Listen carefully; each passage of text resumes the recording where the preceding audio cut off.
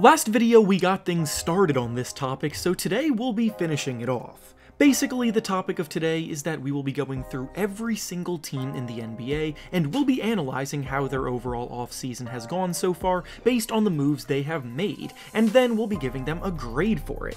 This takes into account draft selections, trades, and free agency signings based on their current goals and aspirations. Last video, we went through and gave grades to the teams in the Eastern Conference, so if you missed that, be sure to go watch it after you watch this video, but today, we'll now be finishing it off by doing the same thing for the teams in the Western Conference. Before we start though, make sure to like the video and subscribe to the channel, as all support is very much appreciated. Now with that being said, let's begin. Going in alphabetical order, we'll start with the Dallas Mavericks, and the grade for their offseason is a C+. The Mavericks year after year find themselves in a situation where their goal should be to get Luka Doncic a legitimate sidekick to build alongside, but they continually fail to do so. Not only that, but this summer they also lost their second best player in Jalen Brunson to the New York Knicks in free agency. Acquiring Christian Wood via trade is a pretty intriguing move for them because Wood is a nearly perfect fit alongside Luka Doncic, at least on the offensive end, but his disastrous defensive effort could hamper what they've built on that end of the floor where they ranked in the top 10 last year, and otherwise, I'm not sure if they've improved much if at all elsewhere. Next up is the Denver Nuggets, and the grade for their offseason is a B+. The Nuggets are expected to be getting both Jamal Murray and Michael Porter Jr. back next season, so their offense has the potential to be lethal, and because of this, I really liked how they prioritized finding players that could fit into what they needed. With Porter and Murray returning, the skill sets of Will Barton and Monte Morris became expendable, and the team traded those two away in exchange for Kentavious Caldwell-Pope, who is a fantastic 3-and-D role player. They also went out and signed Bruce Brown in free agency, who was one of the best rotation guys in Brooklyn last season, who also plays very solid perimeter defense, so they now have role players and depth that embrace a lesser role while competing hard on both ends of the floor, which will allow their stars to perform to the fullest. Up next, we have the Golden State Warriors, and the grade for their offseason is a B. Losing both Otto Porter and Gary Payton this summer isn't exactly ideal, but the Warriors are able to make up for their absences with the expected growth and development of promising youngsters Jonathan Kuminga and Moses Moody. Signing Dante DiVincenzo was also one of the more underrated additions this summer, as he was very good for the Milwaukee Bucks for years before dealing with injuries last season. They also re-signed Kevon Looney, who is vital to their interior defensive dominance. They're the defending champions, so they didn't necessarily need much this offseason, but they did enough to keep themselves at the top going into next season. Next up is the Houston Rockets, and the grade for their offseason is a B+. The Rockets arguably won the draft this year, as they had 3 first-round selections, and with it they got 3 prospects that I think could all be day 1 contributors with promising futures. Jabari Smith was probably the safest of the top 3 prospects as a dominant defensive player and lights-out perimeter shooter, and then they also got Tyree Eason, who dominated the Summer League as a versatile forward who can do a little bit of everything, and Ty Washington, potentially, who has lottery talent. They're rebuilding, so they didn't need massive free agency or trade splashes at this point, and I think they're doing a great job building for the future with what they've got. Up next, we have the Los Angeles Clippers, and the grade for their offseason is an A-. The Clippers getting Kawhi Leonard back healthy next season was already going to be enough to get them back into contention, but I repeatedly said that they needed a playmaking point guard to balance out their lineup, and they got exactly that when John Wall was bought out in Houston and then signed with the Clippers.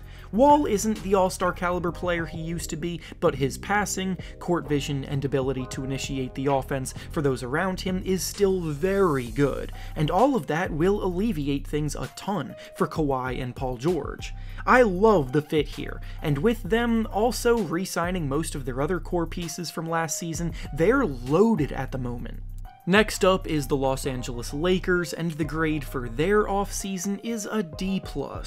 Unfortunately, while the other Los Angeles team is gearing up for a deep run, the Lakers continue to find themselves in the midst of some struggle after an incredibly disappointing season last year. Thomas Bryant was their big signing, and he's played just 37 games over the last 2 years combined.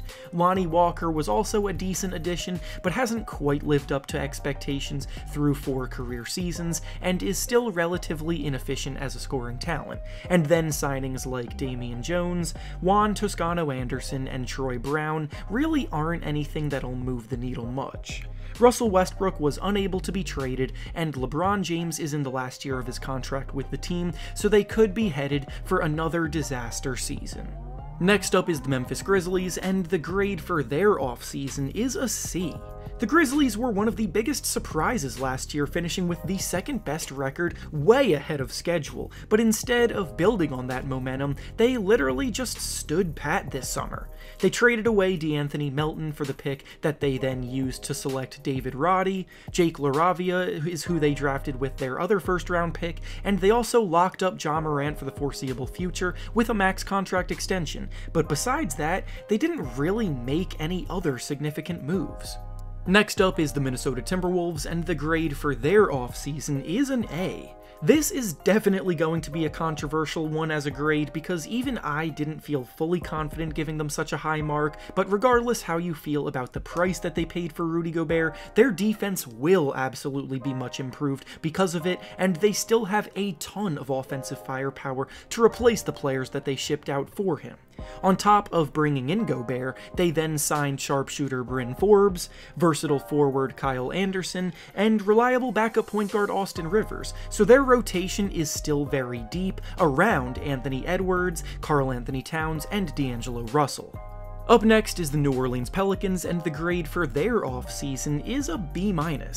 There had been so much outside noise regarding Zion Williamson and whether or not he wanted to be in New Orleans, so the fact that he signed a long-term max contract extension for the foreseeable future with them was definitely a win.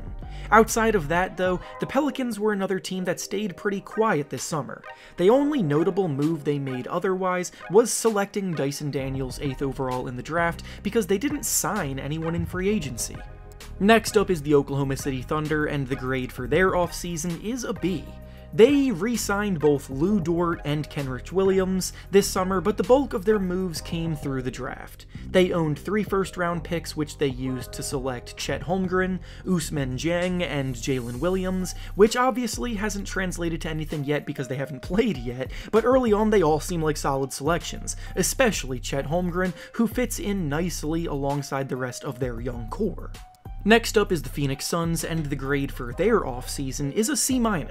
The Suns had the best record in the league last year, but their exit from the playoffs was definitely a bit embarrassing. Then the entire DeAndre Ayton saga went down, where it looked like they were willing to let him walk, or at least use him for a sign-and-trade deal, but instead they chose to just match the offer that he received from the Pacers to bring him back. They're now essentially running it back with the same group from last season, with a few small moves made around the edges, but the other contenders in the West have gotten stronger, on top of how their season ended last year, which could end up them getting past. Next up is the Portland Trail Blazers, and the grade for their offseason is a B.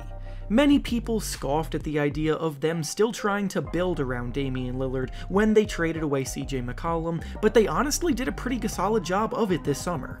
Trading for Jeremy Grant is a nice addition at a low price that they paid for him, who has always been a good defender, while also expanding his offensive repertoire within his time in Detroit.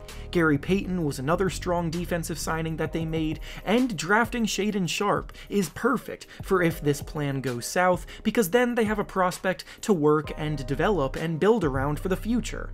Next up is the Sacramento Kings, and the grade for their offseason is a B+.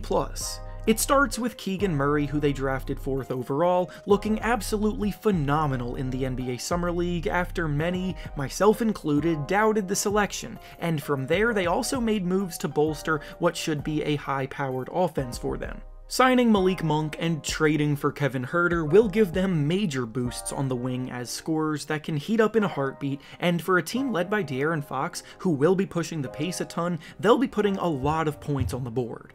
Up next is the San Antonio Spurs, and the grade for their offseason is a B. They got a ton of draft capital when they traded away DeJounte Murray, they re-signed Keldon Johnson, and they used 3 selections in the first round of the draft this year to take Jeremy Sohan, Blake Wesley, and Malachi Branham. Lonnie Walker left to sign with the Lakers, but besides that, they were another team that didn't do much else because they're also rebuilding and focused on the development of the young guys that they have. And lastly, the final team in the West is the Utah Jazz, and the grade for their offseason is a B. The Jazz got a ton of picks in the Rudy Gobert trade, along with players like Patrick Beverley, Jared Vanderbilt, and Malik Beasley, but players like Royce O'Neal, Daniel House, and Hassan Whiteside are no longer there either, so now they're stuck in a weird spot. There were rumblings of Donovan Mitchell being traded, but now that seems unlikely, so they will be aspiring to make the playoffs, but they're also now a slightly worse team on paper.